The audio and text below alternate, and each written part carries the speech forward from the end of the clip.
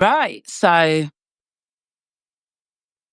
today we talk about Innana's descent, the performative economy, the erotic economy, integrating our shadows, the Pisces lunar eclipse, the partial solar eclipse in Virgo. Hi, Sazelle. And a few other surprises that we've discussed that I think people are going to find really interesting. So it's going to be a really good one today. Hi, who's that? El Heaven 8? Hi. Yeah, this is going to be a really interesting one. We have had some great conversations around these subjects. And yeah, I'm just really excited to get into the conversation and see what resonates with people. So how are you doing today, Lois?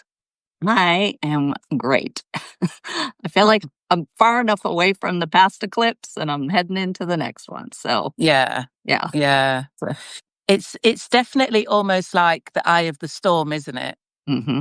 Where things seem to be a little bit calmer. So this is what I was trying to avoid, but he's been trying to get on a live for a while now.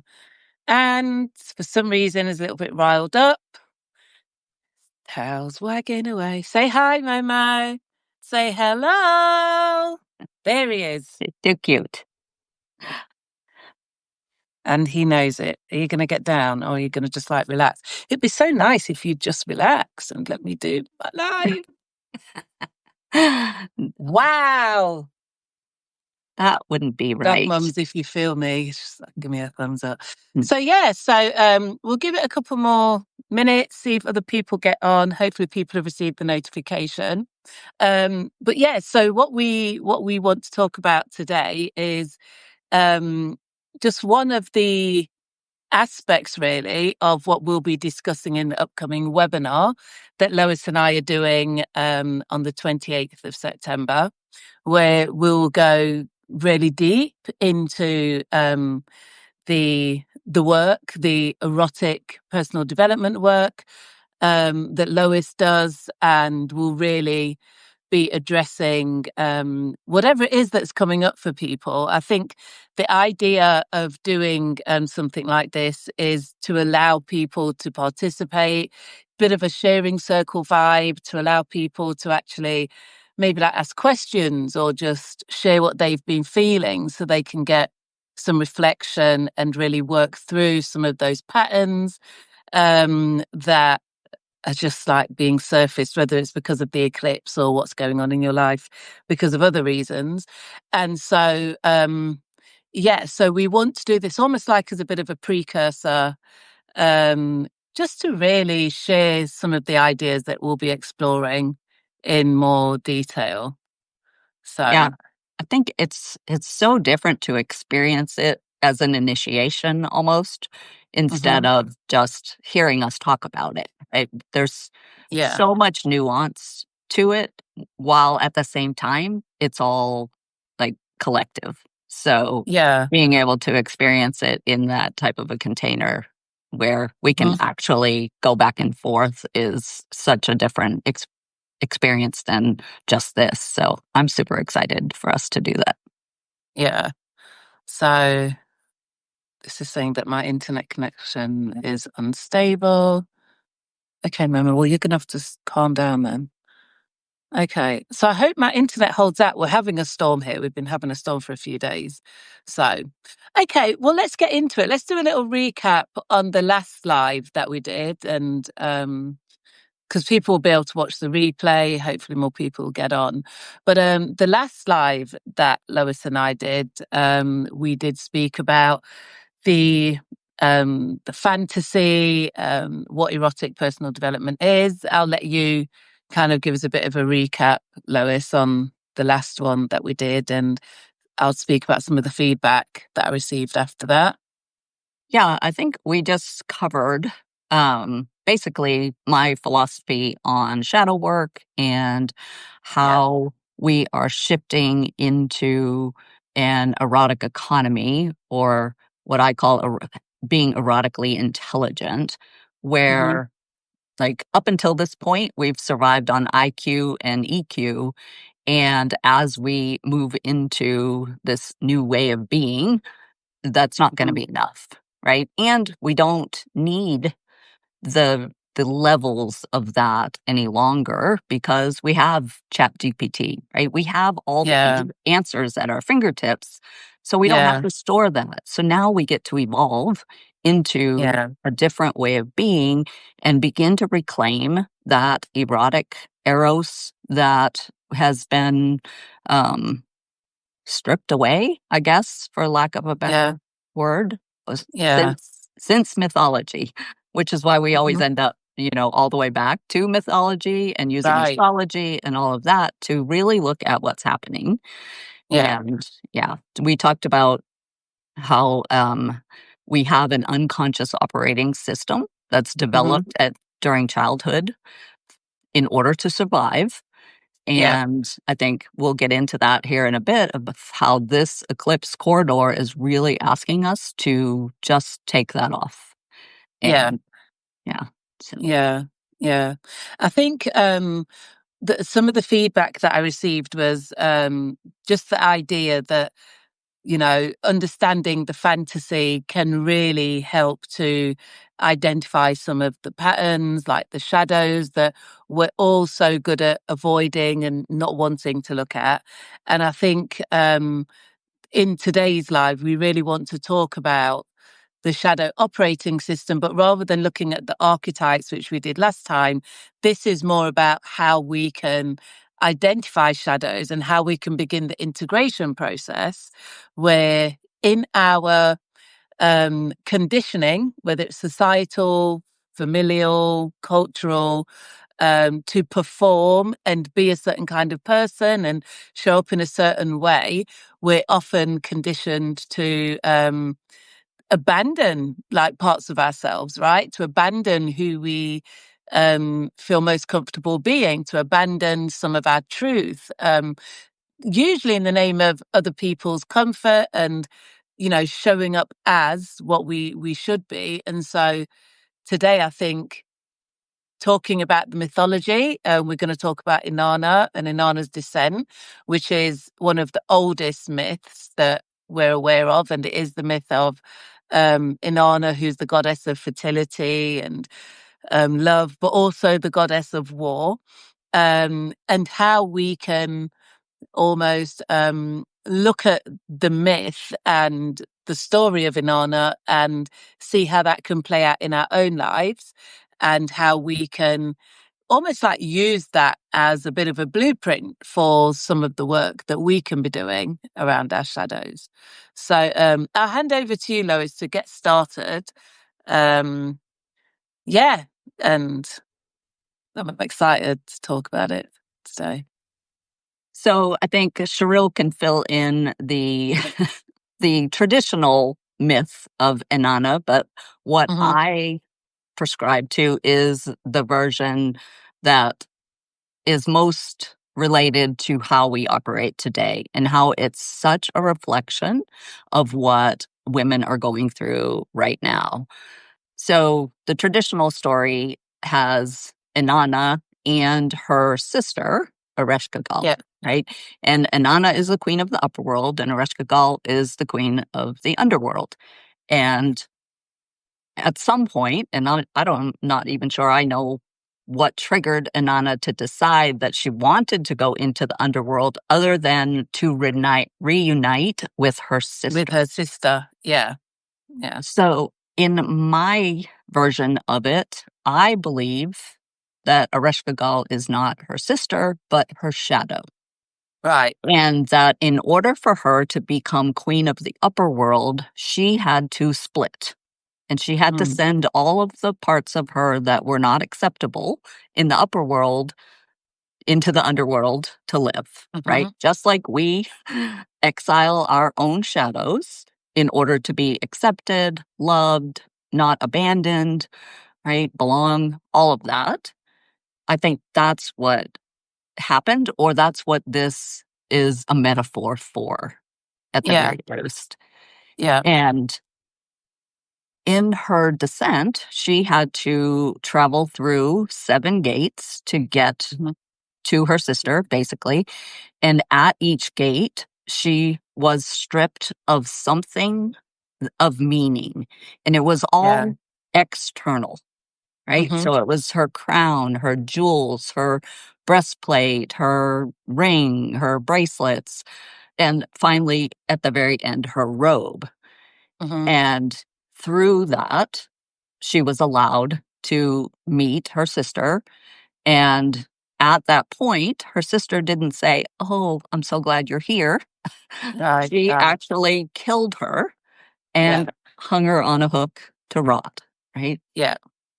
At that During that same time, Ereshkigal had Ninshubar, who was her faithful servant in the upper world, who was holding vigil basically for her return because no one had ever gone into the underworld and come back, Yeah. right? So Ninshubar begins to bang the drums and call her back. After 3 days, she, is obviously like, okay, something's happening. I gotta get help.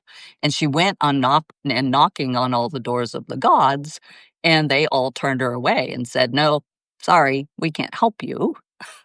She went down there. Yeah. That's her problem, basically, until she knocked on. Is it Enkai? Enki, who's the Enki. father. Yeah. Yeah. Yeah. In some of the versions, it's her The father. patriarch. Yeah. And Yeah. he created these little beings that could go down and try to bring her back. And Yeah. in that, their job or what they did when they went into the underworld was to um, witness Ereshkigal's moans. So her shadows Yeah. wanting to be witnessed, they were Mhm. there to witness her. And through that witnessing, she like felt um beholden, I guess, to Yeah. them because it was such an amazing experience to feel that witnessing that she had been craving all this time. So she said, "I'll give you anything you want." And they said, "The only thing we want is to take her body back into the upper world." Yeah. And she granted the wish and she was allowed to go back into the upper world, but not without sacrifice and not without consequence, which we'll talk about Mm. later. Yeah. So when she returned to the upper world, now she was not the same version, right? She had gone through a death. We can think of it as an ego death in our Hmm. today's society. Yeah. And she had to be willing to risk something that she loved dearly, in this case, her husband, and she Yeah. sacrificed him to go in her place back into the underworld. And we can keep going with where his sister sacrificed it for him and said, "I'll go half the time and you go half," right?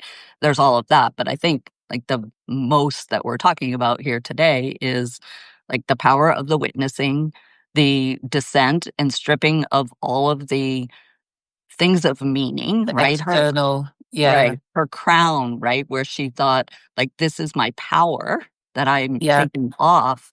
And at every gate, she questioned it and was told, "Hush, the ways of Yeah. the underworld are true and right, and they may not be questioned." And I'm going to say that same thing to you today when we start talking Yeah. about this, right? Yeah. So that's kind of how I've twisted the Yeah. story a little bit just to be much more reflective of what is Yeah. happening in Well, today.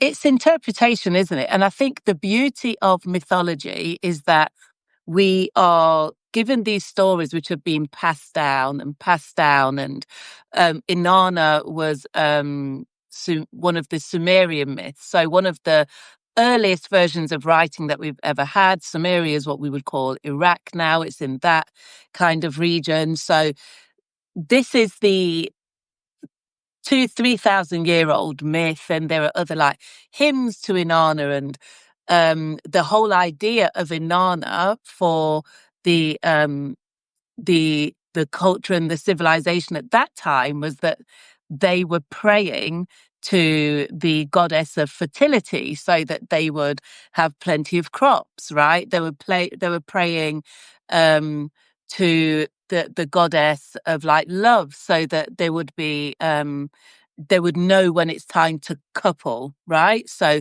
whether that be animal coupling as in breeding or human coupling as in like procreating, right? So the whole idea is that these are stories that are passed down and passed down and passed down. And therefore, having interpretation, I think, is actually really important. So the way that I would perhaps interpret Inanna's descent might be a little bit different, right? But it's almost like a lot of these stories, they've been chopped and changed and twisted and, things added and taken away to benefit the storyteller, the culture, the civilization that is repeating the story. So I don't think your interpretation is too far away from what I understand it to be, but I think it makes a ton of sense in terms of the work that so many of us are being called to do right now. And what I would add is that with mythology, the tie to astrology is so close because the ancients, they would look at the planets as representations of the gods. So the language would have been that they would recognize certain planets and the luminaries, the sun and the moon, as they move through the sky, and they would notice, like when there's an eclipse, for example, they would notice that there's a shadow over the earth, everything's gone dark, and then something would follow, like a king would be overthrown, or there would be a war announced, or maybe there'd be a drought and the crops would disappear. And so over time, they would know at this time, this many days or however they calculated, there will be an eclipse and we can predict that something will happen. And so with Inanna, they were looking at the planet Venus, right? And Venus, as you may or may not know, is the planet that represents the divine feminine. Venus is a benefic, meaning that Venus offers us all of the good things that we desire, right? Venus is the planet of desires and attachments, and Venus represents things like money or value. She represents marriage and coupling. She represents all of the things that we think of as being the things that Inanna had to release at the gate, right? So jewelry and clothing and beautiful food and wine. And these are all Venusian themes. And so as the ancients were watching the planet Venus, they were referencing Venus as Inanna.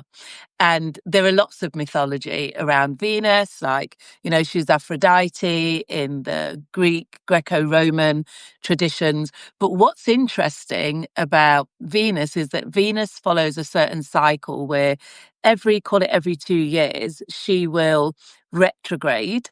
And over a period of time, I think it's about 15 years, she will create an 8-pointed star in the sky. And it's because she just hits the same points of retrograde over and over again.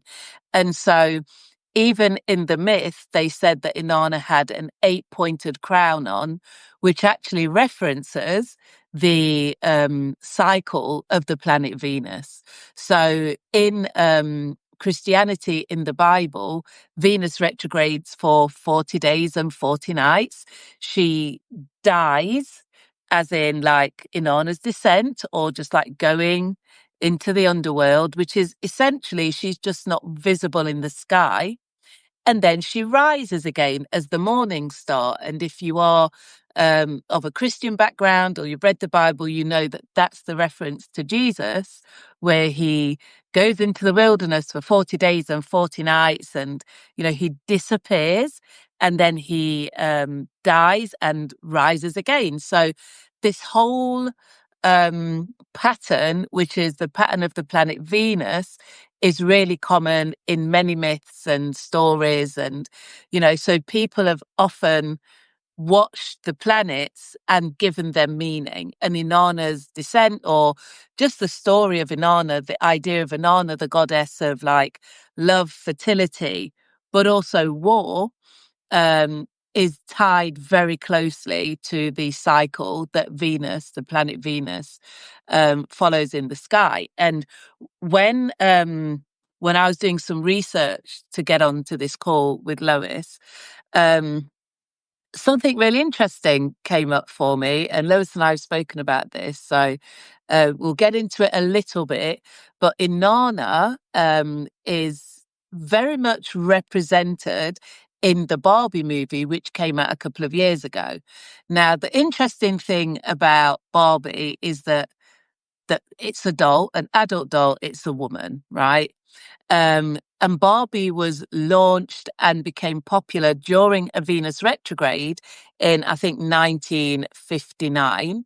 And that retrograde was in the Virgo, so going into Virgo and then moving backward into Leo.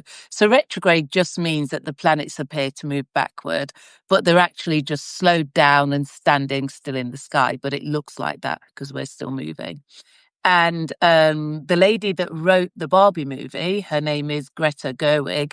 She was born in 1983. I'm just looking at my notes to make sure I'm right. Under the same Venus retrograde in Virgo and Leo. So just to point out that when a planet retrogrades, it doesn't go retrograde in the same place, right? But because Venus creates this pattern, she always revisits her retrograde points.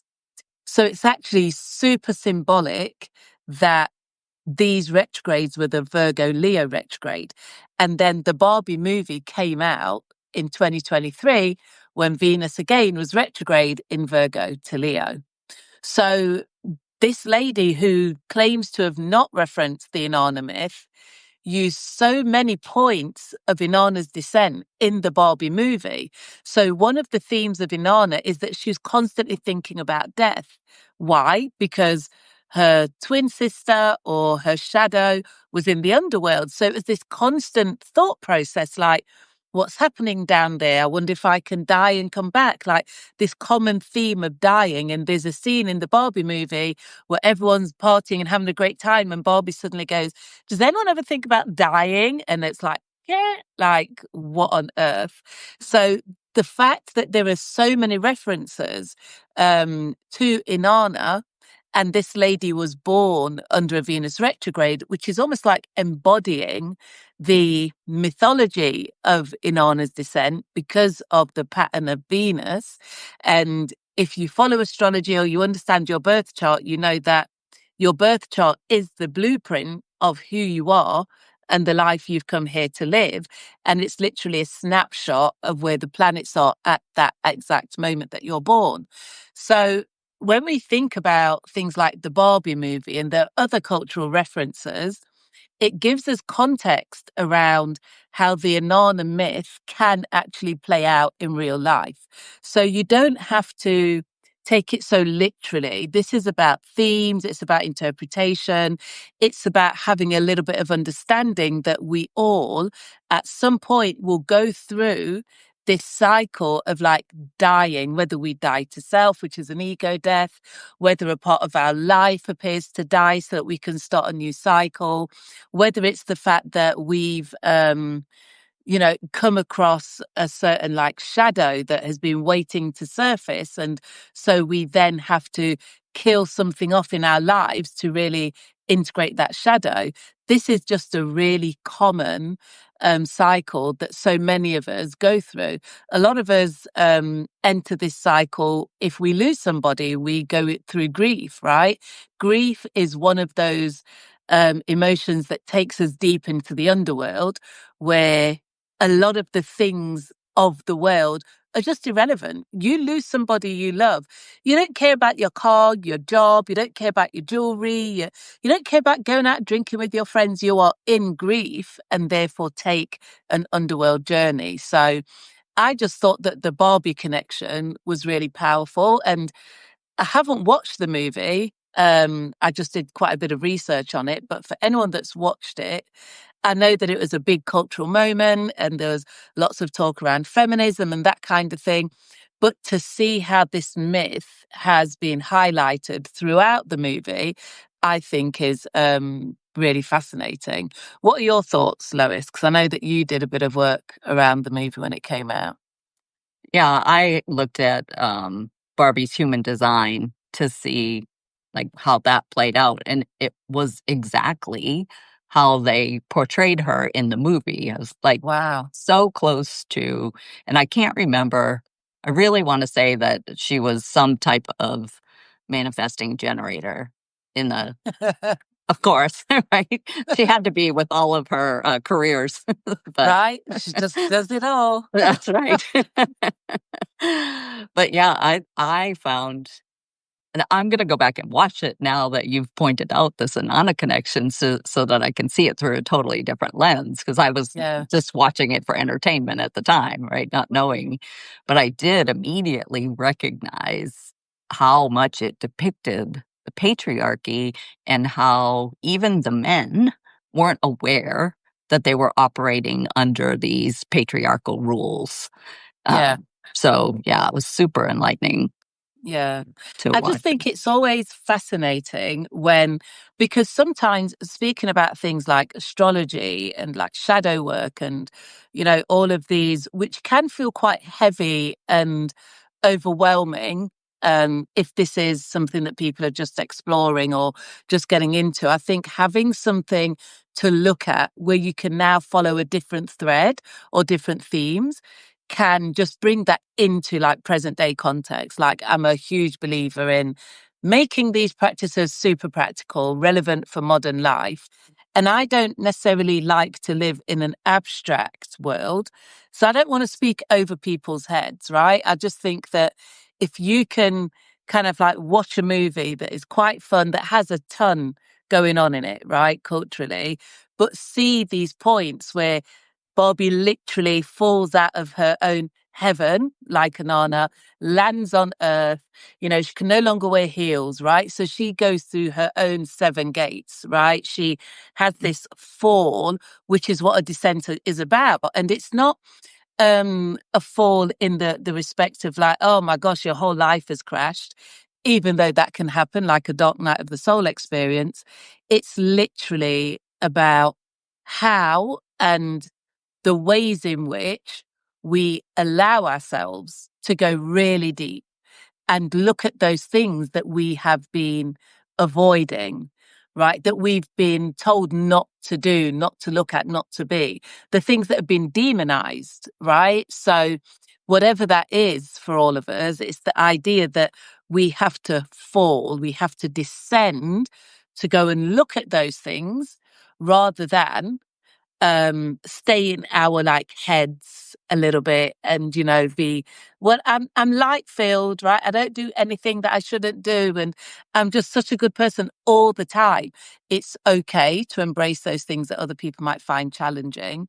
And I think just the idea that we can find a way out of the performance, right? The beautiful illusion, get down then, the beautiful illusion of everything being perfect, which is the performance, and get into our sovereignty, which is the reality for the most part. And I think if we take the astrology a step further, what we can see now, which I was saying to Lois earlier, is of course it's divine timing that Venus is once again not in retrograde, but moving through Leo right now as we speak, and will enter Virgo. So, really lining up with the eclipse energy on the 20th of September. And anyone who has felt this eclipse, and I think we've all felt it, whether we're conscious of it or not, will know that the eclipses, we started on the 7th of September with the lunar eclipse in Pisces, which was a full moon. And then on the 21st of September, we'll have a partial solar eclipse, which is when the sun and moon come together. So a full moon is when they're opposing each other. And with an eclipse, the earth gets in between. So Venus will once again go from Leo, where she's sovereign, where the feminine is like lauded. She's a queen and she's honored and respected and people worship her. And she will enter Virgo, which is her fall. So again, in the skies right now, the whole process is being played out for our benefit of Venus, the divine feminine, Innana, moving through her sovereignty and going into fall in Virgo. That happens on the 20th of September. Then we have the partial solar eclipse on the 21st, and then we have the equinox on the 22nd. So it's all lining up. So it's almost as if Venus is catching up to the current energy so that we, with our divine feminine energy, can actually participate in this eclipse. So we get to really be supported by this energy rather than feel as though things are being done to us. So I'm always like looking at the skies and what the planets are doing. But I think it is such a powerful demonstration of everything that we're talking about today, effectively. Yeah, that paints quite a picture, right, of Yeah. what's Yeah. happening. And to your point, like a lot of us don't know what's actually happening. We don't realize it's a planet alignment or an eclipse or whatever. We just Yeah. know, we just feel the discomfort of what's happening, or we feel like we've been thrown back into Yeah. to look at something that we felt like we've already dealt with. Yeah. So, Yeah. yeah. I think the most common point that's come up around the eclipse is that people feel paused, right?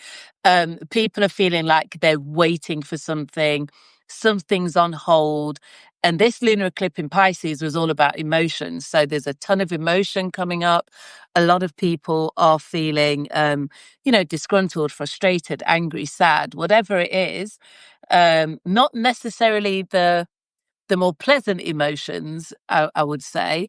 But I always like to think of this, no matter how difficult it is, and by no means am I, out of the struggle. I'm in here with all of you. I know what's happening, but it doesn't stop me from going through those negative emotions as well. But I like to think of when we're paused like this, it's so that we can stop, take a moment to have a look at what we've been avoiding, right? What have we been overlooking?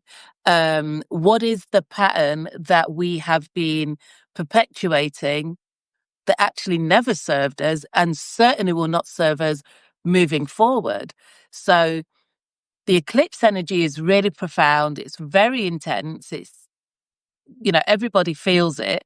But I just think that if you were, for example, supposed to go on a trip, and for some reason everything's been cancelled or delayed, apart from the obvious, which is like you might be being protected from something, there's something else that might be surfacing during the time that you would have been away that is actually really, really important and is going to be working for your good, perhaps taking you on a new path, perhaps empowering you to deal with something else that's up ahead. So if we think of it as, the best laid schemes, right, of Mice and Men, Gang off the Gley, that's one of the books that I've always remembered from English literature A level. But it's the idea that it might have been GCSE, but it's the idea that we have these plans. We want to do what we want to do. We want to live how we want to live. And we've been told and taught and directed and guided by God knows who to do these things. And it doesn't mean it's aligned with our own internal nervous system, our own peace, our own balance, our soul purpose, what we're actually here to do. So in these eclipse moments, this is the universe opening a little doorway, saying like, here's a little hack, here's a shortcut, right? You don't have to go down that path anymore. If you take a minute, stop, recalibrate, reroute, turn around, slip through there, and you'll be right back where you're supposed to be. But we never want to do that. However, sometimes we must do that. And part of doing that work is acknowledging and accepting that, do you know what? I've been going down the wrong path. I've been doing this thing. I've been pretending that I am this when I'm actually that. I've been afraid to name this thing. I've been living in fear with this behavior, whatever it is. So now is really one of those perfect times where the cosmos is supporting us in going deep into our shadows and leaving the performance economy. And then there's an opportunity to enter the erotic economy, right? Yeah, I'm seeing this a lot with my clients.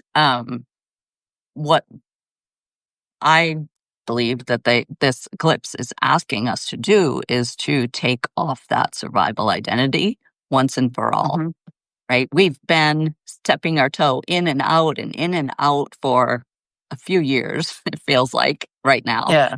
And this is the moment where it's finally saying, okay, now it's, you know, do or die, basically. Either step out or stay in it. Just pick a side and go. And of course, the women that I'm working with are wanting to step out of it because Yeah. they know that that was built for a specific purpose. But Mm-hmm. in order to fulfill their purpose, they need to let it go. And the stall that you were talking about with the planets feels like what we're being asked is to stop trying to rush out of your emotions, right? And Yeah. we've always wanted to heal, which I don't believe in, or Mm. fix stuff that's broken when what's really being asked is to be witnessed, right? So it's those little creatures going Yeah. down and just witnessing Ereshkigal's moans. And we have to be our first witness because Ugh. until we're willing to sit and listen to our own moan and not try to immediately like put clothes back on it or dress it up, right? We're back Yeah. in the performance economy. The Yeah. moment that we try to cover it, hide it, dress it, put makeup on it, whatever we're doing to it, instead of just letting it moan until it's done, Yeah. right? And Yeah. that's what feel happening and I see happening with clients, and they're like, "I thought I dealt with this. Why am I back in it?" And it's like because we rushed it. We hurried the Yeah. process along so that we didn't have to feel the discomfort. Yeah. And right now, the planets are like pretty much saying you're going to feel it until you're done, Right. or you're going to end up right back here again. So Yeah. you can do it now, or It's the deal with it cycle, later. isn't it? It's the cycle of we're being empowered right now to break those cycles that do not serve us, that actually cause us a ton of pain, that are probably constructed out of fear, doubt, anxiety, like all of these things. Where if we're able to go with the pause, and I know how hard it is, right? I keep saying it, like some things are just like, it feels like it's over. And what I would say is some things are literally paused. That's why I use that word rather than it's done. Because sometimes it's so intense that you feel like I will never, whatever again, have this again, do that again, go there again, right? But it's not that. It's the if we are willing, like you said, to be like broken open enough to look at what it is that we are trying to desperately hide from, cover up, um, remove from visibility. So it's either we don't want to look at it, we don't want the world to see it, we don't want our partners to see it, our family, our friends, our loved ones to see it. If we are able just for a minute to like let it open up and excavate that wound, right? Like this is how things get infected. No one wants to clean it out. You'll never recover from that event, that trauma. You'll never understand that trigger. You'll never be able to fully embrace and embody that characteristic if you just don't have that moment of sitting in it, if it's emotion, sitting with it, if it's the thought, um, taking the time to understand it. I think we do a lot of talking about things without developing real understanding of those things. And so with this energy, and I love what you said about witnessing. I just think when we witness ourselves without judgment, with curiosity, with compassion, with grace, with kindness, we don't even have to get to love. Let's just be kind. When we're able to do that, that's when we can start the process of accepting, right? So it's the idea that maybe you're a shouter, a screamer, maybe you lose your temper like that. What's underneath that? Where did that originate from? Why have you taken on that pattern? Maybe it's a piece of armor, maybe it's a shield from something, maybe you prefer to play on defense all of the time. Whatever it is, there's something beneath that. If you are, I don't know, only comfortable when you have a certain amount of money in the bank, right? If you use money as a bit of a safety blanket, as comfort, and you just kind of feel like, oh, there's not enough money coming in. What on earth am I going to do? If the money's paused right now, take a moment to figure out, how have you been spending? What have you been using money to cover? What is it that you're afraid to look at, to understand, to do, that money is giving you the impression of feeling safe? Like, you're safe with or without money. There are ways to, kind of sit in the discomfort and wait to see what happens instead, right? So if the check doesn't come in or the check doesn't clear, maybe money comes from over there. Maybe somebody gifts you something. Maybe somebody cooks a beautiful meal and invites you for dinner. You would have not been open to all of these things if all you did was like, just check, check, check, keep going, keep, bringing it in, keep bringing it in. So it's almost like we're being given the opportunity now to, like Lois says, witness ourselves. What is triggering us? What is happening right now that causes us to keep the patterns and the cycles going? Yeah, it's interesting. And I like what Sazelle was saying here about she's feeling a bit sad and frustrated. And one of the things I don't think you and I have talked about, but that I see all the time is, or maybe we have, like this universal human paradigm where we believe everything should or shouldn't be a certain way.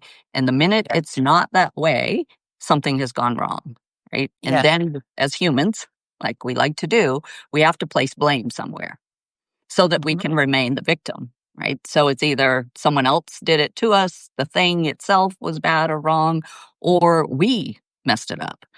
And I think that a lot of that is coming to the surface. And back to the witnessing, right? Witnessing doesn't mean wallowing, just to be clear, Yeah. right? Yeah. It's allowing the vibration in your body to happen, Mm-hmm. letting it feel as uncomfortable or shitty as it might feel, or as good, right? Mm-hmm. And still making choices to take action, right? It Yeah. doesn't mean stop. Yeah. It means hold the duality of both, Yeah. right? So I can be grieving and still be taking action to move forward Yeah. at any point, right? It Yeah. doesn't. They're not exclusive. They Yeah. can. Yeah. And I think I would add to that it's about, I think for me, witnessing and observing is with the lens of honesty and curiosity. So it's a mindful practice, right? Where rather than showing up with judgment, so I'm going to witness this, oh gosh, I'm such a scaredy cat. Why can't I get myself together? No, just a little bit of curiosity. So what's going on here? And then the honest truth is, I've been taught to be afraid of this, or I've been taught to avoid feeling like that. I've been told that if I cry in these situations, I'm a whatever. Having that honesty and adding that to curiosity, first of all, being honest with yourself allows the moving through. Because one of the things that I think a lot of people may or may not know is that emotions last about 90 seconds unless we hook onto them. So if you're able to witness the emotion, maybe call it what it is, like, oh, Why am I feeling like this? What's happening? I'm a little bit sad. Why am I sad? I didn't particularly like that comment that that person made. Why did I not like it? It made me feel less than or too vulnerable. Just a bit of honesty, a bit of curiosity. Not that the person's wrong. Let me get back to me. This made me feel like this. Okay. And I'm okay with being sad about that comment, but I don't have to stay here. Yeah. Right? It's that literal idea that you don't wallow, you don't have to pitch your tent, you don't have to stay there forever, but just witness it, observe it, bit of curiosity, bit of honesty. Yeah, I can be quite bitchy. With people do this, I've got a sharp tongue, I'm going to make a bitchy comment. Not everyone's going to like it. I'm not saying it's right or wrong, but that's kind of in my nature. Why? Where did I get that from? Where did I learn that? Doesn't mean it's somebody else's responsibility. It's about being honest, acknowledging it, and then figuring out how to integrate it into who you are. Because with everything, there is light and shadow. And in fact, if we didn't have the darkness, we couldn't see the light, right? Yeah. So, as Lois said, it's the duality of bringing everything in a little bit at a time. Don't want to get overwhelmed, but bringing it in and embracing it. Like, I remember the first time I was told I had a sharp tongue, I was horrified. I was like, me, but I'm so kind and I'm so loving but I'm very capable. And I was told this by one of my daughters and a friend. Whoa. And the thing is, like, I have a sharp tongue, but that sharp tongue is also the thing that got me through my sales career for years. It's also the thing that makes me such a powerful coach. It's also the thing that makes me able to do the work that I do. But what I've learned to do is temper it a little bit with a bit of kindness and a bit of compassion.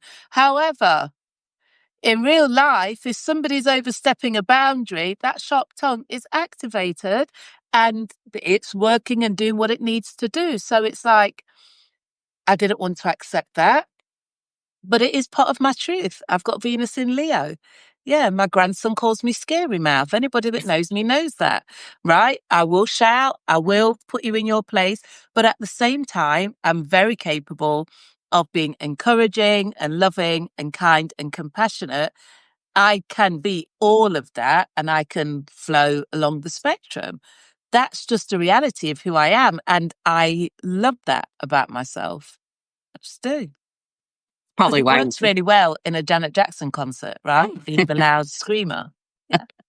and probably why we connected so quickly, right? I was right. in my corporate life, like I was constantly told, stop being so direct. Because Yeah. especially as a reflector, like I don't even know it's coming. And then all of a Right. sudden I'm just like speaking truth and people are, we don't speak the truth in the corporate They're world. So recoiling because it's too much. But it's like, hey, let's cut the crap. We've got to get something done here. And we're not here to sort of say it's okay to be this and be that, but it's also not wrong. It's about acceptance, right? It's about knowing yourself and accepting yourself for who you are, how you are, and then just doing the work of how you integrate all of that. right. And I mean, I tell my clients, use your powers for good and not evil, right? And I Yeah. think that what you were talking about earlier, when we're excavating emotions and trying to understand like where they came from, Mm-hmm. the explosiveness of them, like when we project our emotion onto somebody who like probably didn't even deserve it in the moment or didn't deserve that degree Yeah. of it, is Yeah. because we didn't address it. We didn't allow it Mm-hmm.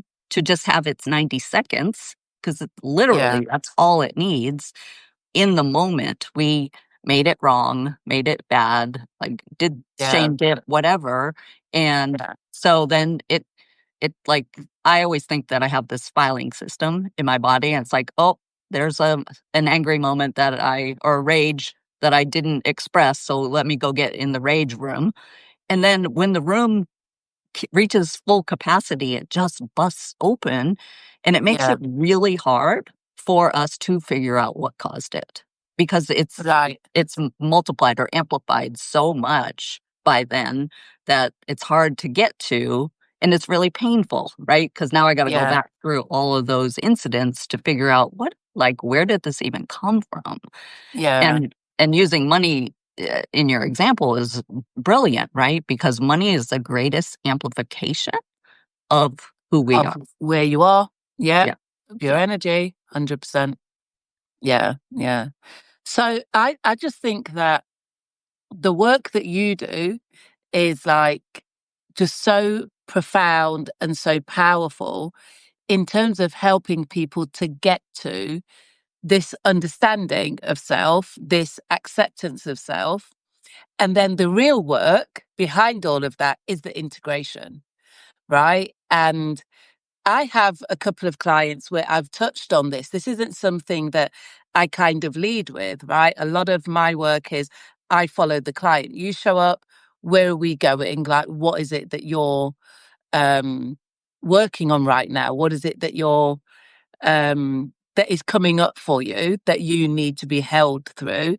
But what I'd say is that integration is absolutely essential for all of us as we align with our true purpose. And just using money again as an example, what money amplifies is how split we are, how out of alignment we are, how low or high our frequency is, and what we are wanting rather than what we are actuating, right?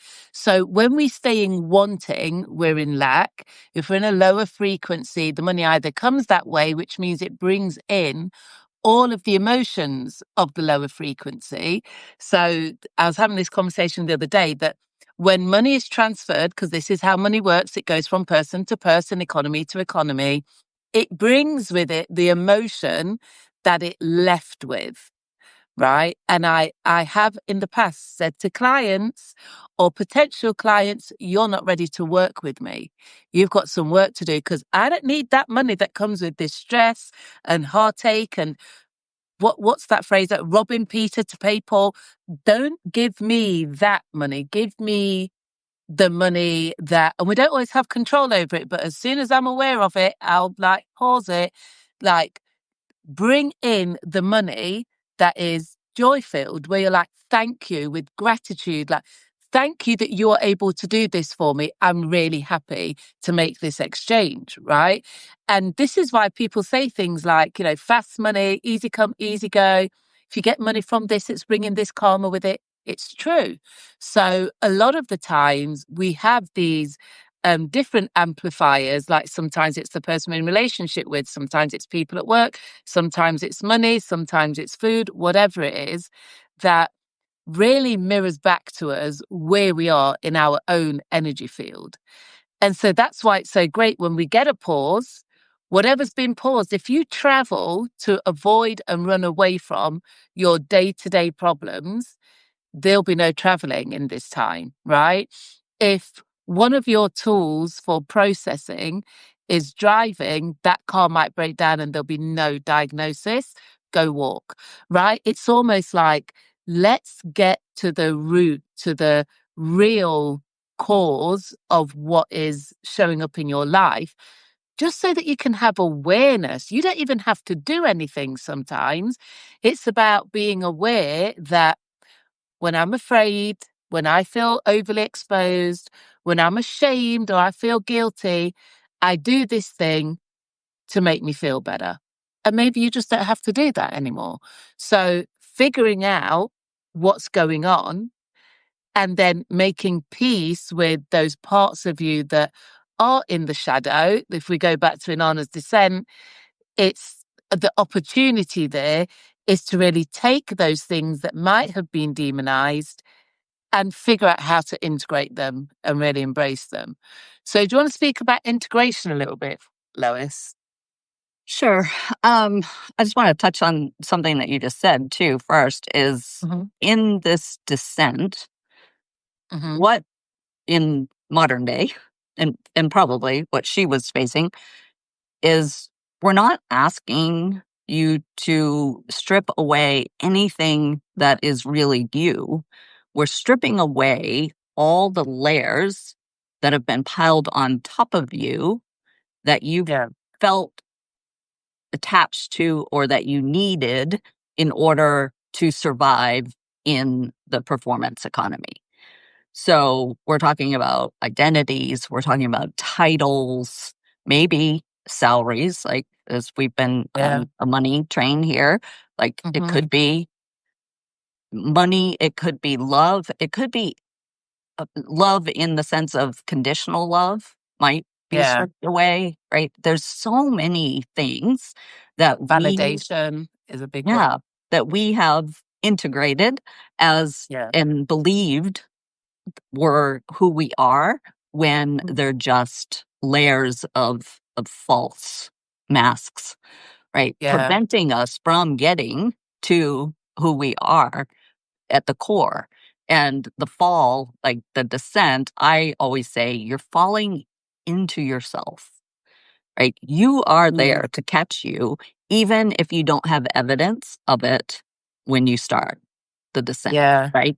And for me, the descent is not just going down a step, a stairwell or whatever, or passing through 7 linear gates. It's a spiral. And Yeah. when we go through it, like I take people through it in a collective, common way that I think all of us hit a particular set of gates first, and Mhm. then you're going to go through it time and time again. Just like, I mean, I can't tell you how many times I went through it, even in writing the book, of Yeah. on a personal basis, because my trauma, my shadows, whatever, are unique to me. Even Yeah. though, like, you might have shame and I might have shame, but it's still different when we Yeah. approach those gates. So Yeah. I Yeah. think, like, it's really important to understand, like, the things that we think we can't live without are the very things that we have to be willing to risk stripping away. Yeah. So I love that you said it's a spiral, because that's exactly what it is. And we continually hit these points, right? So it's like that, even the way we work in astrology, right? All of the planets have cycles of however many years, right? So some planets, faster moving like Mercury, they have very short cycles. Other planets like Saturn have like a 30-year cycle, Jupiter 12-year cycle. So if you imagine that where those planets are for you, every time they come back to the point at which they were when you were born, there's a gate, right? Mhm. Something will be highlighted. Um, so the sun is one of those things, right? And we celebrate them as birthdays. Um, like in astrology, we call it a solar return because the sun is solar. And every time the sun comes back to the point at which you were born, it's like you start a new life, right? You can literally pull a new birth chart and you can be like, right, what's going to happen in my life this year? It's a new beginning, right? So, in the same way that we come to these points and it's an ending, or we're highlighting something that, we've been hiding from or that we've not integrated, it's also an opportunity to look at what can begin now, right? So, most of the time we need an ending for a beginning, but not all of the time, right? Sometimes we can have a continuation that goes in a slightly different direction, right? But it's the cycle. Like everything is cyclical, Mhm. right? Nothing is linear, not time, not anything. Everything is cyclical. So knowing that you're gonna get here again, right? You'll be here again. Like, we'll be having another conversation about it. It's like, what do you want to do about it? Do you want to try and lean in now so that even when you get back again, maybe it's a bit easier, or maybe there's something else to look at, right? So it's the proverbial onion. Like, let's strip as many layers while we can, while we're here, right? Let's just do what we can. Let's not close our eyes and I don't want to look at it. Let's lean in. Let's intentionally say, okay, I'm going to sit in the pain. I'm going to sit in the mess that I've made, or the mess that's been made for me, because we get to clear it up no matter who creates it. And let's do this, right? let's face this, let's see what is being made available to us right now, because it's all about being empowered. Every single time, without a shadow of a doubt, you will be empowered. There's a reward in facing whatever it is, in developing understanding, in going through it, in falling into yourself, in looking at what you've been hiding from. There's always a reward. Yeah. But you won't get it if you avoid it. Yeah. Very true. So Well, and I I think think, that our refusal to look at it when it comes around is what causes the amplification of it the next time. So, yeah. as painful as it might feel this time, right? Now Hmm. that you're realizing that something is happening that you need to look at, waiting is not the answer. Just Yeah. anybody Yeah. wants to raise their hand. Like, I've tried that. You can try avoiding, you can hide it, you can there's just at some point the bill comes due, right? And Right. you have to sit in it. And That's right. the quicker you do it, the easier it is, Yeah. even though the easy is painful. Yeah.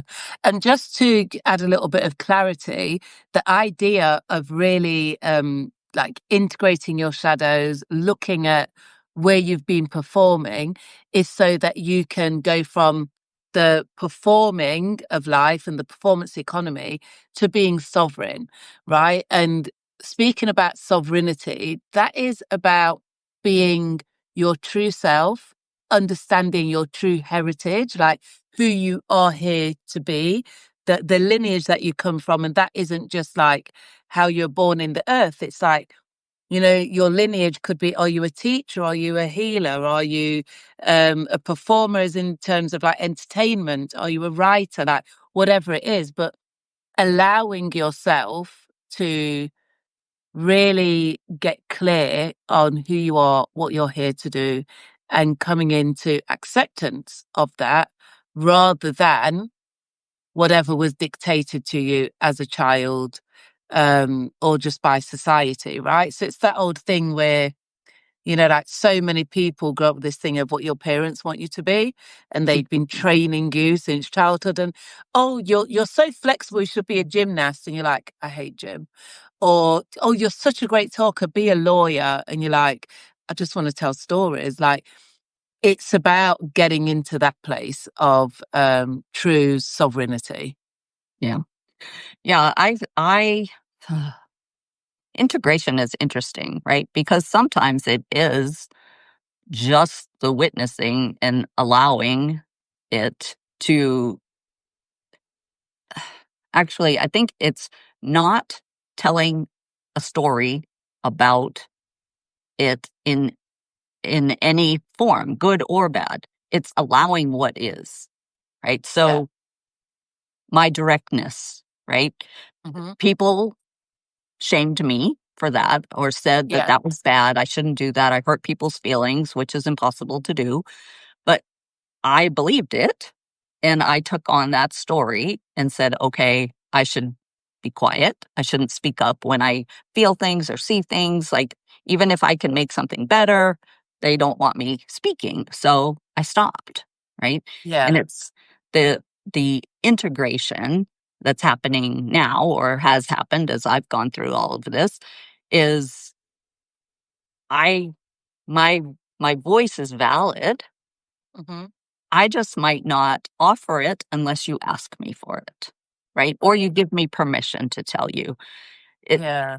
when in the other sense it was, "Oh, this is bad or wrong. You shouldn't have it. So let's put that away Yeah. and be someone different in order to be loved or be Yeah.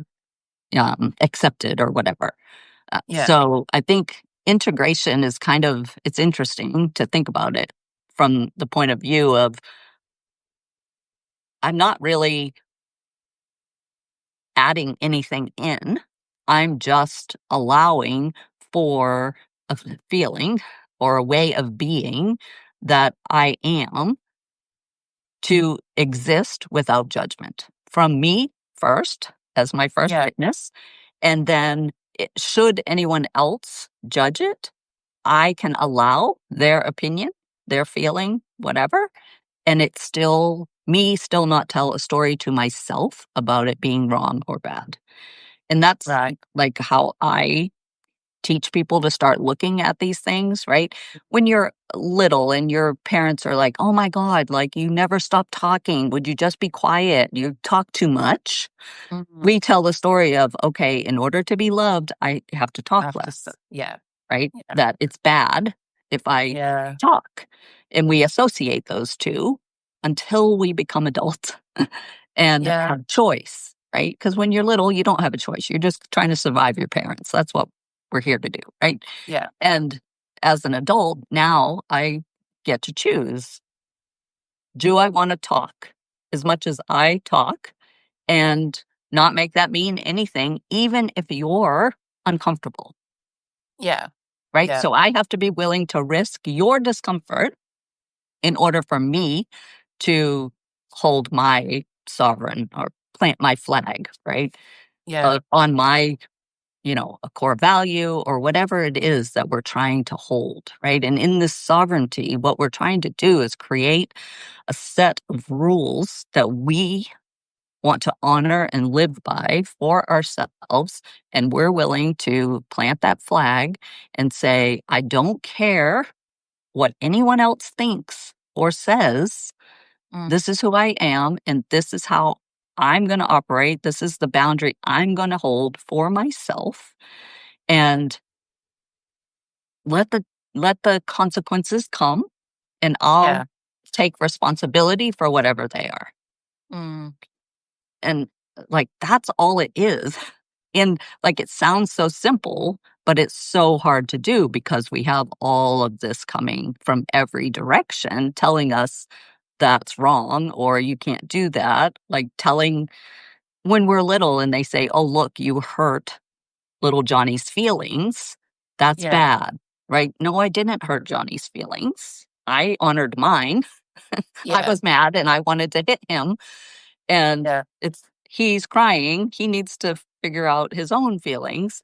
And it's yeah, really hard for us to think about it from such a selfish standpoint. But that's what it right, takes, right? We have to be, this is our story, right? You're in my story as yeah, I write you, right? And if yeah, you have a reaction, it means somewhere inside I wrote that reaction into my story so that I had plausible deniability in mhm, order to shrink and not hold my power yeah, and not be sovereign and and be go back sovereign into because sovereign performance. comes with Yeah, an enormous amount of responsibility, right? We can yeah, be Peter Parker, Spider Man, and say, with great power comes great responsibility. And that is 100% true. And that's what we're afraid of. We're yeah, afraid to hold that level of power until mhm, we get a taste of it. And then it becomes intoxicating. And we're like, you know what? I can do this. Like, I'm willing yeah, to risk I'm getting to the point where I'm willing to risk anything in order to keep have my my power. word and Yeah, hold my power. And not from a standpoint of, oh, this is just the way I am. So I'm going to go like, I've been called rude. Oh, that's just the way I am. It's not an excuse to misbehave. mm, It's a reason to behave, I guess. yeah, Right. yeah. So let's take this into the territory of relationships then, because as you're saying all that, I'm just getting all of the potential questions I might have in response to this around, you know, having the willingness to um, carry that out in a relationship. Now we're adult. So little Johnny did that and we can figure that out. Now we're adult. We're in a relationship. We're afraid of the relationship ending. On some level, we fear abandonment, rejection, like, whatever the original trauma or trigger is, like whether we're anxious, avoidant, whatever. And now we're looking at ways in which we can become more sovereign in our relationship with the person that we're trying to do life with. Right. Do you want to speak about that a little bit and like give an example of how I know people are going to resonate with this, like how challenging that can be and how much we kind of tiptoe around things, right? And Mhm. swallow. It's okay. No, I won't say it out. Don't want to hurt anyone's feelings. Don't want to, right? Because the risk can appear to be too great. Mhm. Yeah, it's really interesting. I've been digging into this so deep recently, just from a personal experience too, Hmm. because I recognize points in my relationship where I shrank Hmm. under the guise of not causing my husband discomfort, which Right. is a lie, right? Yep. Because we can't cause anyone else to feel anything. What I'm really saying is, I'm not willing to handle or face the conflict that will Yeah. come because I will be uncomfortable with it. Yeah. I don't Yeah. know if I can hold my sovereign choice in the Hmm. face of his opinion. Right. So,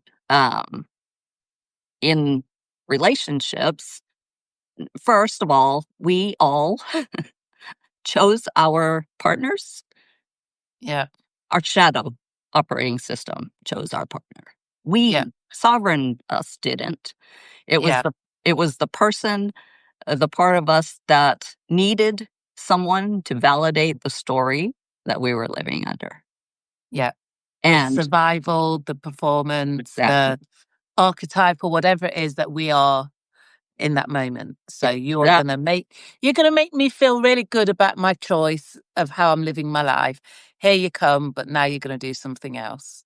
if I'm a people pleaser, I probably chose Someone really a, consistent. someone no, docile, that wouldn't upset me in a way that would Oh, challenge okay. me, right? Not I'm not Right. gonna I don't choose the opposite. I choose what validates the story I'm telling. Right. So then when I begin my descent and I'm stripping off layers and I'm like, "Oh, wait a minute. I'm not a people pleaser. Mm-hmm. I I actually am okay with conflict."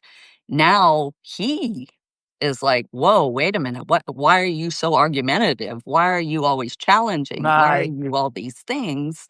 That caused me to say, "Oh, that makes him uncomfortable. Okay, I'll shrink back into that performance in order to Right. keep the peace." But it's really in order to not have to hold the boundary that I'm trying to hold.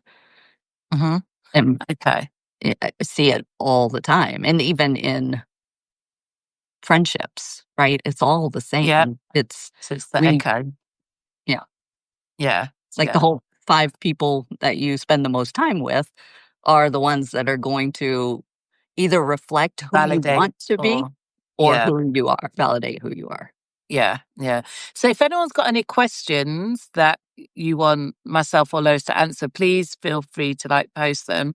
But while people are thinking about that, I want to ask. So in the case of, let's think about going through relationship, and it doesn't even have to be romantic. It could be, like you said, with a friend, family member, or whatever. But a very close, intimate relationship where things are starting to come up, right? We're going through the eclipse tunnel right now. Like we are being paused, emotions are heightened.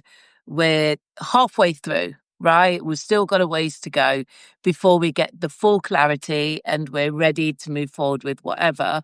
So stuff's coming up now all the time. Um, Based on whatever it is that people are experiencing. So they might start to feel fairly judgmental, or people might start to feel a little bit like out of sorts and destabilized with this energy. Emotions are really heightened, and there might be some anger, frustration, or just really low mood. How are we best like to work through all of that? Like, what should we be thinking about as we do our own work, and how that can reflect the people closest to us. Yeah, I think the first thing we have to recognize is nothing is going wrong, right? Because Yeah, when we're feeling it, it's usually um like it feels random. Like why am I waking up grumpy, or why am I agitated by this thing that I'm not normally agitated by? And that moment of saying, okay, wait a minute, if this isn't something that's gone wrong and it's actually here, now I can sit and let the vibration happen and begin to ask myself questions of what is it trying to tell me? Like, even ask it, what are you trying to tell me? Like, yeah, where do you want me to go? And inevitably, I always laugh when it happens because I just love the synchronicity of how things just show up that yeah, might not make sense, but they're actually a piece of the puzzle that you need. yeah, So, like, really being open to seeing things. Could be a dream, it could be all of a sudden you're called to pick up a book of some sort, or somebody calls, or like it's a million things that all mm, come together and show yeah, us what the answer to what we're looking for, as long as we're not thinking it should be different than it is. Right? Like yeah, it's like, oh, this is here to tell me something. And even if you don't know what it is in the moment, it's just like catalog it, and then something else will come and another thing will come. And yeah, it's really, really, to me, it's just like reminding myself over and over and over, nothing is going wrong. I yeah, don't have yeah, to cover this up. I don't have to hide it, put it away, throw it in the trash. I don't have to do any of yeah, that. Just let it go and keep going about your day. And there's days where I have to remind myself all the time. I'm like, okay, this is shame, right? I'm over here doing the yeah. You dishes and I've name got it, this call it weird out. feeling. And I'm like, okay, it's shame. I got it. Yeah, Or it doesn't matter yeah, what it is. I just keep reminding myself, okay, this is happening. Let's just yeah. see what it feels like. Just let it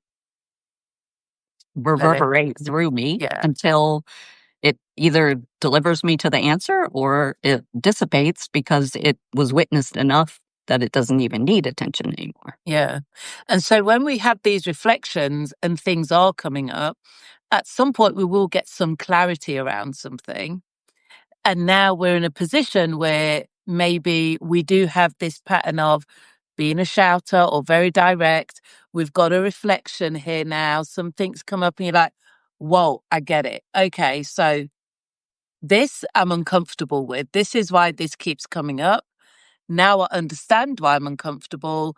I don't know. Maybe I don't like the fact that you did that without consulting me, or maybe in you doing that, I don't feel as though you thought about me. Whatever it is that's coming up, now we have the task, I guess, or the um, now it's being put upon us to figure out how we integrate that, because we've had the reflection. So now we have to bring that out, right? Managing our patterns, the way that we communicate, maybe we journal, maybe we, whatever. I guess what I'm getting at is that when we do get these reflections and these things come up, whether it's a shadow, whether it's clarity about somebody else, or just how we're feeling, um, making it real is how we begin to work with it. And the process of doing that, where we have to be honest with ourselves, like we've discussed, and get that out there, this is where the risk comes in, right? Hmm. Because let's say, let's come up with an example. Somebody's realized that actually they do not like to be the person that always pays at dinner. I don't know. They've got some money thing coming up. I'm always coming back to money. Just bear with me. They've got some money thing coming up. They feel taken advantage of, and they're realizing in the moment, do you know what? I'm always the one that picks up the tab. What is going on? Like, I don't like that. Now we've got to be honest with that. We can't do the dance around it anymore, right? Something's been paused, something's been highlighted, and now we need to really figure out how we have this conversation. the fact that I'm always the one that does this makes me feel like, or I've noticed that there's a pattern of this and it triggers something in me. And I've noticed that I'm always angry at dinner, or I've noticed that I'm always feeling whatever it is. Now we've got to deal with being honest about this realization.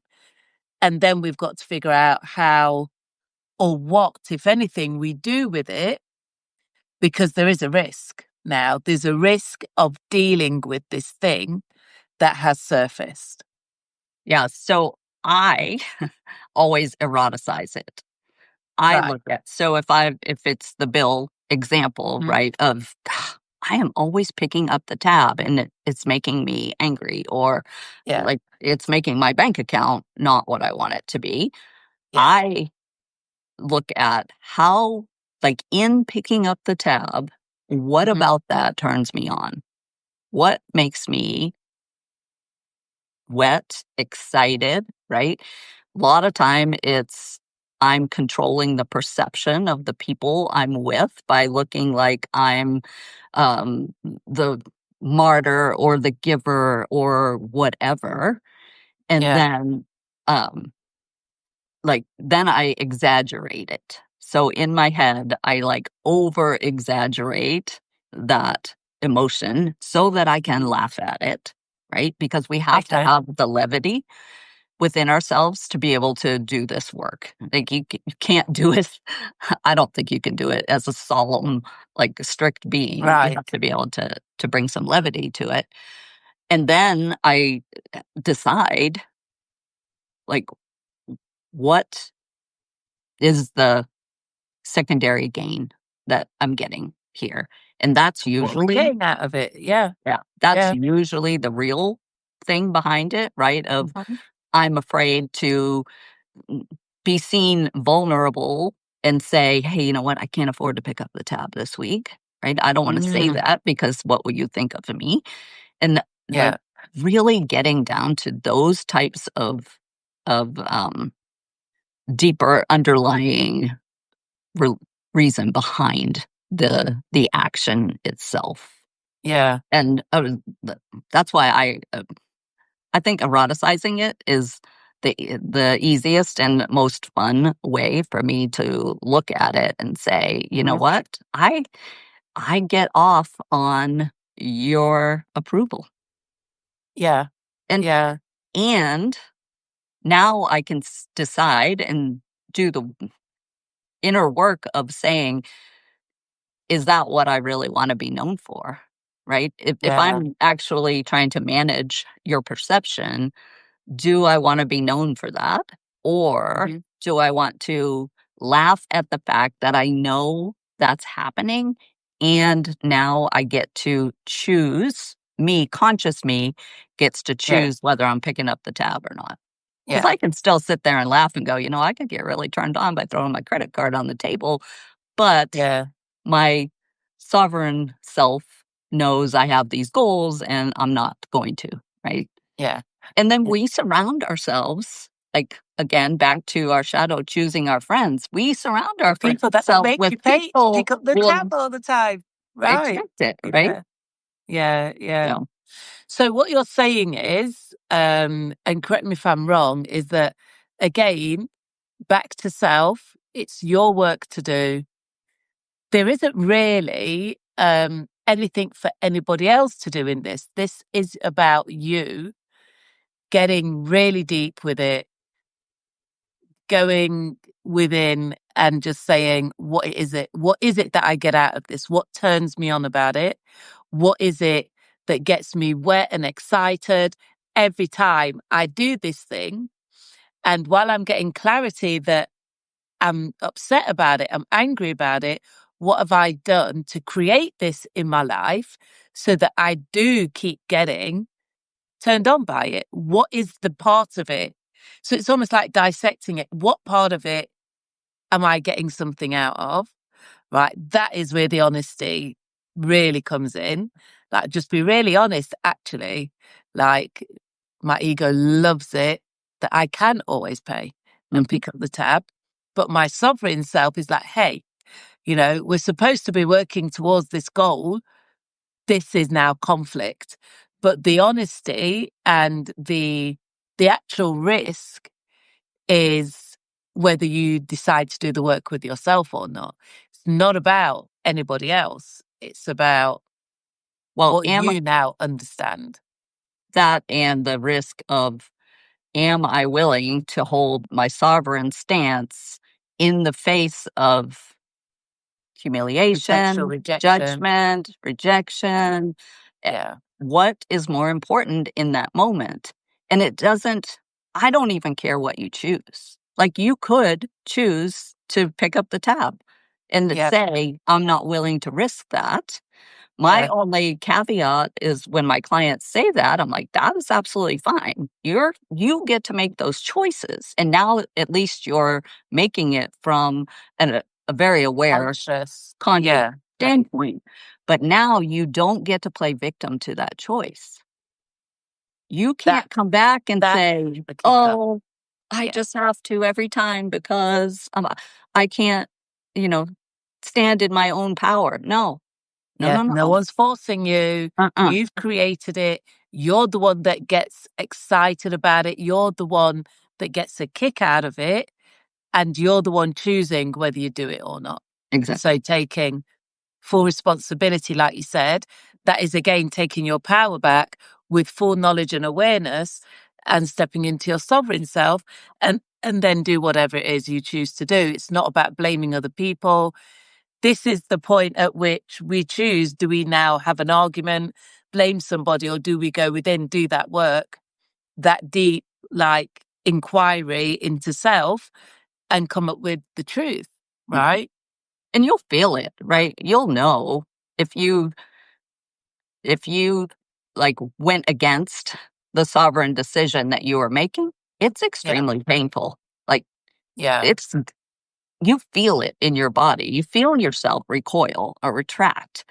And Mm. like, it could be that you do it a couple of times and you're like, wait a minute, this is worse Yeah. than the risk of the relationship. I'm going to, take a step back this time and I'm going to like hold my ground and just see what happens. And you might collapse further down in the process, right? You might get through Mm. a couple of people say, "Oh, no problem, we'll chip in," and one person might say, "No, I'm like, you always pick up the tab. Why do I have to pick up the tab?" Right? And And then what to do it's with it. interesting how it just progresses to the point where you can finally say, "The end. This is it. This is the boundary, and I'm holding it no matter how uncomfortable it is because I'm worth it." Because Yeah. in every stance where you collapse because of something or someone that you are making responsible for you, I forgot what I was going to say. Shoot. Um, Okay. yeah, sorry. But it's It's fun. basically it will progress if we don't um It's a like choice, right? It's either start you from 10. choosing you or you're Yeah. choosing them over you. Yeah. So it's back to the idea of like, I always think about how much other people's opinions affect us. Because there is like a theory going around that like, you don't have to care about other people's opinions. Well, we're human, right? So there's degrees on this. So maybe not everybody's opinion, maybe only certain people's opinion, maybe to a certain degree, maybe only on certain subjects, right? But it's the idea that once we can get super clear that other people's opinions really do shape and mold our existence, the work is to then decide if your opinion matters more, right? Exactly. Yep. Whose opinion matters here? Like, okay, people are going to have opinions. They're like ourselves. Everyone has one. What about my opinion? What about the truth of why I'm doing this? What have I learned? What have I been taught? What have I been conditioned to do?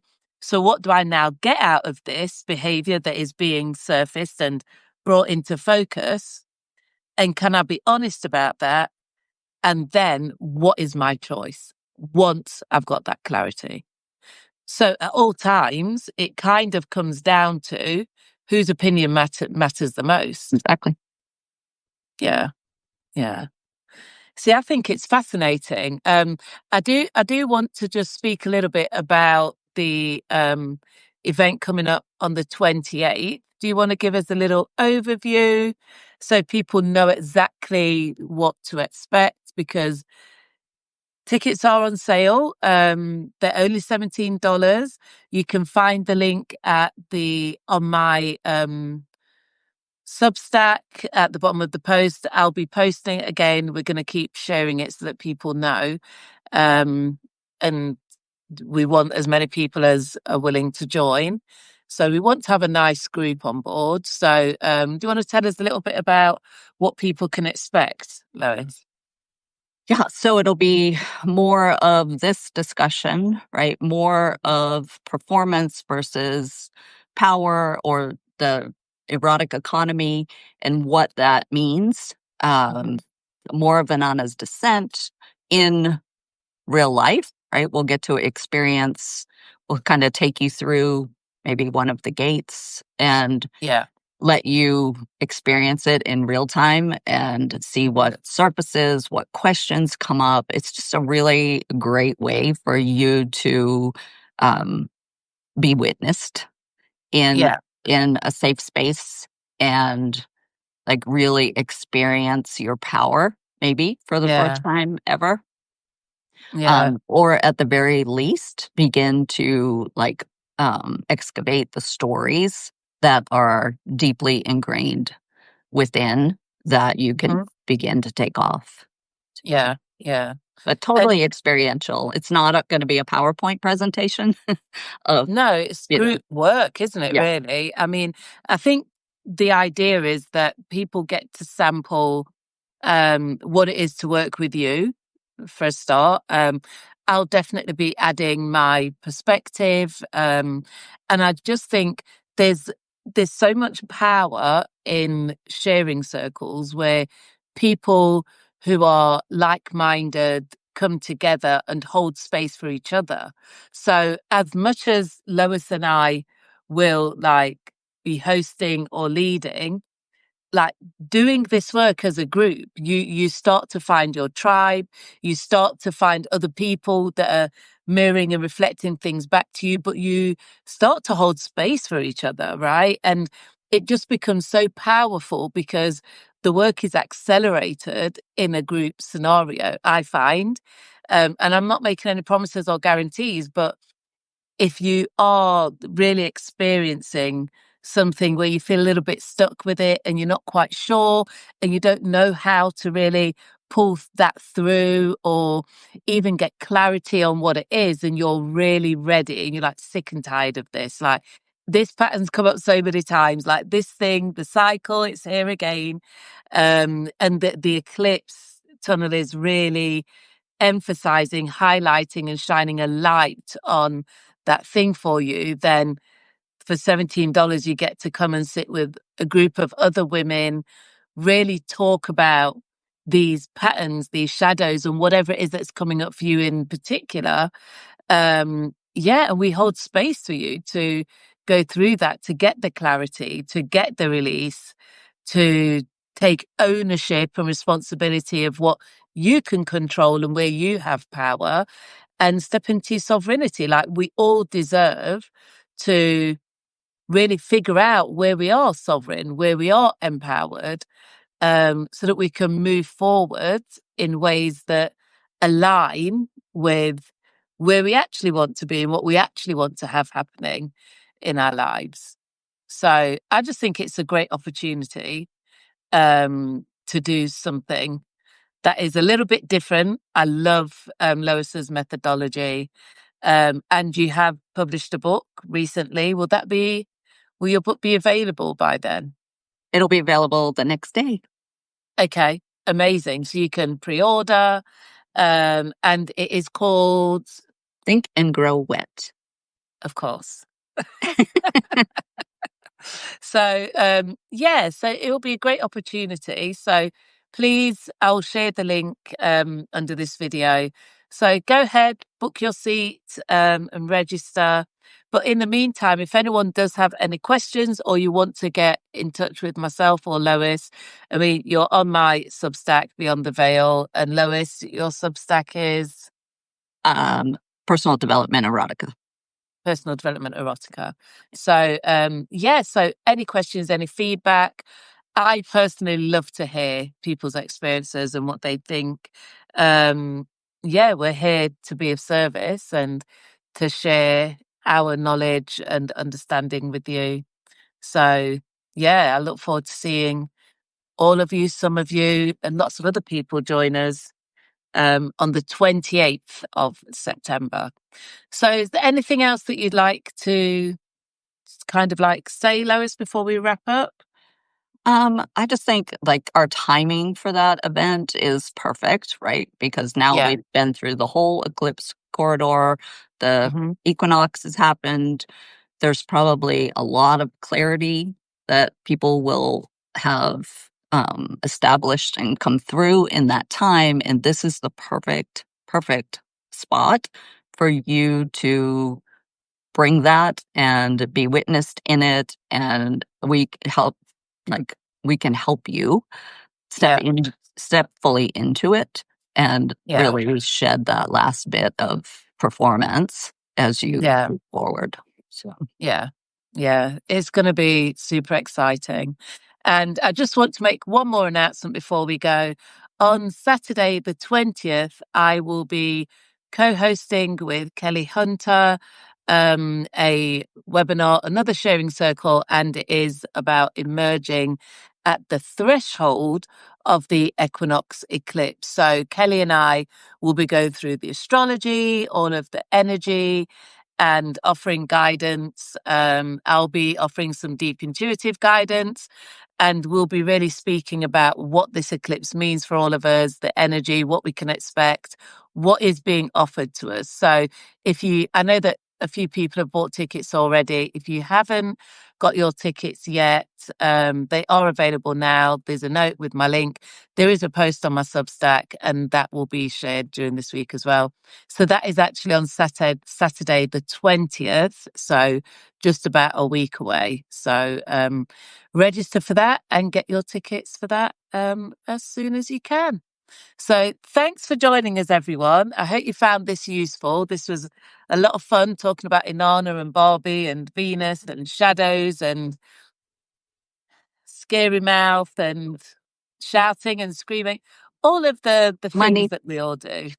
Yeah, Exactly. just being our real selves, which is important. That's what I So, love about these is this is our conversation when nobody's watching as well. So this is literally what happens. Like, we're just sharing it with you. Like, this is not specially for you guys. These are the things we talk about. We're a little bit obsessed with the work that we do, I guess. But so thanks for joining us and thanks for witnessing the work that we're doing. Stop it. I have a dog that needs walking. But thanks so much for joining, and I look forward to seeing you guys in the webinar. And any questions, any comments, I would love to hear from you. Okay. So thanks so much, Lois. Thanks, everybody. Take care. Bye-bye.